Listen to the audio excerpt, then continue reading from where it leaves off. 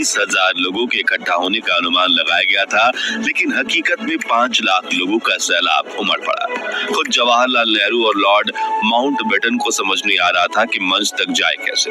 पंडित नेहरू को लोगों के कंधों पर चढ़कर मंच तक पहुंचाने की जद्दोजहद करनी पड़ी और लॉर्ड माउंटबेटन तो अपनी बग्गी के बाहर से ही नहीं निकल पाए। लॉर्ड माउंटबेटन की बेटी पामेला कहती है कि जब मैं वहां पहुंची तो पंडित नेहरू ने मुझे चिल्लाते हुए कहा कि तुम लोगों के सिर और कंधों पर पैर रखते हुए मंच पर आ जाओ, वो बिल्कुल बुरा नहीं मानेंगे। तो मैंने कहा, मैंने ऊंची एड़ी वाली सैंडल पहनी है जो लोगों को चुभ सकती है। तब नेहरू फिर बोले, तो सैंडल को हाथ में लो और आगे बढ़ो। ये कहते हुए नेहरू भी लोगों के ऊपर से होते हुए मंच पर पहुंचे और फिर उन्हें देखते हुए मैंने भी अपनी सैंडल उतारकर हाथों में लिया और इंसानों के सरों पर कालीन की तरह पैर रखते हुए पहुंची, जहां मैं सरदार पटेल की बेटी मणिबेन पटेल के साथ जाकर खड़ी हो गई। उधर माउंटबेटन की बग्गी लोगों के सैलाबों के बीच इतनी बुरी तरह से फंस गई थी कि वो उसमें से उतरने की सोच भी नहीं सकते थे। इसलिए उन्होंने पंडित नेहरू की तरफ देखते हुए चिल्लाकर कहा, लेट्स हो। 15 अगस्त जिसे भारत में राष्ट्रीय त्योहार के रूप में मनाया जाता है, इसी 15 अगस्त 1947 को भारत ब्रिटिश के 200 वर्षों पुरानी जंजीर से जकड़कर जब बाहर निकली, तब भारतवासियों के हृदय में एक जो होती है उत्साह की एक लहर पैदा हुई।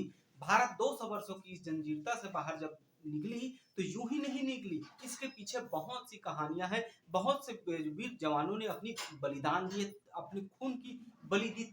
किसी ने अपने परिवार गंवाए तो किसी ने अपने जो पूरी संपत्ति जो है गंवा दी, तब जाकर भारत जो है आजाद हुआ। बात करते हैं हम आजादी की इस 79 स्वतंत्रता दिवस की, तो इस स्वतंत्रता दिवस की आप सभी को ढेर सारी शुभकामनाएं, बहुत बहुत बधाइयां। 17वीं शताब्दी जब यूरोपीय यात्रियां जो है भारत में अपने व्यापार को स्थापित कर रहे थे, उस समय भारत का माहौल ऐसा था कि सब जो भारतवासी हैं वो खाते थे और कमाते थे, उसके अलावा भारत में कुछ नहीं था। जब यूरोपियों ने भारत की स्थिति को देखा, तब उन्हें लगा कि भारत में जो है वो व्यापार आसानी से किया जा सकता है और यहाँ के लोगों को बेवकूफ बनाकर यहाँ राज किया जा सकता है। इसी दौरान ब्रिटिश यात्री जो है वो भारत आए।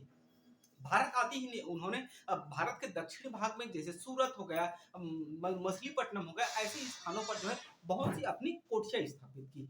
इनकी कोठियां स्थापित करते समय जो है भारत में उस समय शासन करने वाले मुगल शासक अकबर हो गया, जहांगीर हो गया, ऐसे व्यक्तियों ने जो है वो ब्रिटिशों को सहायता की और कुछ देसी रियासत भी थे जिन्होंने इन अंग्रेजों की सहायता की। लेकिन इन सहायतों के परिणाम अगर हम देखें तो भारत जो है धीरे धीरे इस जंजीरता में जो है जकड़ी जा रही थी। बात करते हैं हम जो है 18वीं शताब्दी की, तो 18वीं शताब्दी में जो है स्थानीय राजाओं और जो वंशों थे उनसे जो है संबंध स्थापित करके ब्रिटिश जो है वो उनसे प्रभुसत्ता जो है वो हासिल कर रहे थे और स्वयं जो है ब्रिटिश जो है उनके ब्रिटिश के नियंत्रण में स्थानीय रियासत रहे। 1857 की प्रथम भारतीय जो स्वतंत्रता संग्राम हुआ, जिसमें यह साबित कर दिखा दिया कि अब भारत जो है वो गुलाम नहीं रहेगा और जो है निरंतर प्रयास करते हैं हुए वो आजादी पालेगा। लेकिन ब्रिटिश इसी समय जो होते हैं वो अपने एक्टिव फॉर्म में आए और जो होते भारत शासन अधिनियम 1958 के माध्यम से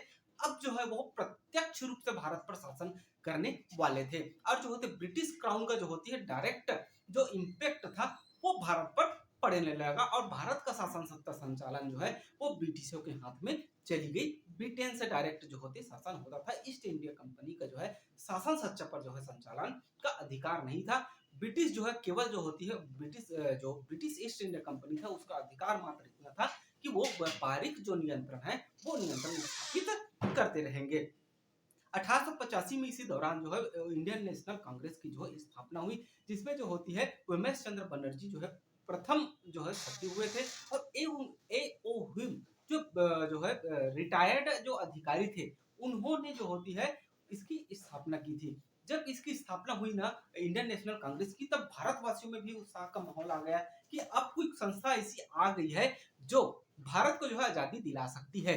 और धीरे धीरे धीरे इसमें जो होती महात्मा गांधी और जो है सुभाष चंद्र बोस जैसे अनेक व्यक्ति जो प्रसिद्ध व्यक्ति थे, जो है बात करें हम जो है सरदार वल्लभ भाई पटेल की, ये लगातार इनसे जुड़ते गए और जो है भारत के विभिन्न हिस्सों पर जो है वो अपने आंदोलन के माध्यम से भारतीयों को एकत्र करके अंग्रेजों के खिलाफ जो है आंदोलन करते चले गए। इसी दौरान जो है 1914 और 18 के मध्य जो है प्रथम विश्व युद्ध हुआ, जिसमें जो होती है सुधारों का जो है एक दौर चला। इसी दौर के समय में जो है मॉन्टेग्यू जेम्स पोर्टर सुधार आया, जिसे भारत में जो होती है सुधारों का जो है वो मैग्ना कार्टा कहा जाता है। लेकिन इसे भी जो होती है रूलेट एक्ट जैसे अधिनियमों के माध्यम से जो है वो दबा दिया गया और भारत में फिर से एक बार जो है वो गुलामी की जंजीर की जो है स्थिति बनी रही। फिर आए महात्मा गांधी जी। महात्मा गांधी ने जो है 1920 में जो है वो असहयोग आंदोलन और 1930 में जो है वो सविनय अवज्ञा आंदोलन के माध्यम से भारतीयों में जो है एक बार फिर आजादी की जान छिड़क दी। और इन्हीं के नेतृत्व में 1920 से लेकर 1947 के दौरान जो है जब जो है इन्होंने दिल्ली चलो करो और मरो की नारा के माध्यम से भारत को आजादी दिलाई। और इसी जब अंतिम परिणाम आया 1945 में, तब जो 1940 में इन्होंने ही जो होती है भारत छोड़ो आंदोलन जैसे जो होते एक विशाल आंदोलन का संचालन किया और भारतीयों को जो होती है आजादी दिलाने में जो होती अहम भूमिका निभाई। महात्मा गांधी द्वारा जो है असहयोग आंदोलन 1920 और 1930 में जो होती है सविनय अवज्ञा आंदोलन जो होती है इनकी महत्वपूर्ण कड़ी थी। और इसी के दौरान जो होती है वो 15 अगस्त 1947 को भारत जो है आजाद हुआ, जब भारत के गवर्नर जनरल जो है माउंटबेटन बेटिंग थे। और लॉर्ड विलियम बेटिंग जो है वो 15 अगस्त 1947 को जो है भारत में मौजूद थे। उसी समय जो होती है 15 अगस्त को अपना जो है पंडित जवाहरलाल नेहरू जी थे, उन्होंने जो होती लाल किला में तिरंगा फहराया और इसी की याद में जो है प्रत्येक वर्ष जो है स्वतंत्रता दिवस को भारत के जो है प्रधानमंत्री जो है वो लाल किले में जो है वो स्वतंत्रता दिवस के समय में झंडा फहराते थे। ये थी हमारी आजादी की कहानी। इसी तरह के और इंफॉर्मेटिव जानकारी के लिए हमारे चैनल के साथ जुड़े रहिए। हमारे चैनल अच्छा लगे तो लाइक और सब्सक्राइब करके जो है शेयर कीजिए। जय हिंद, जय भारत।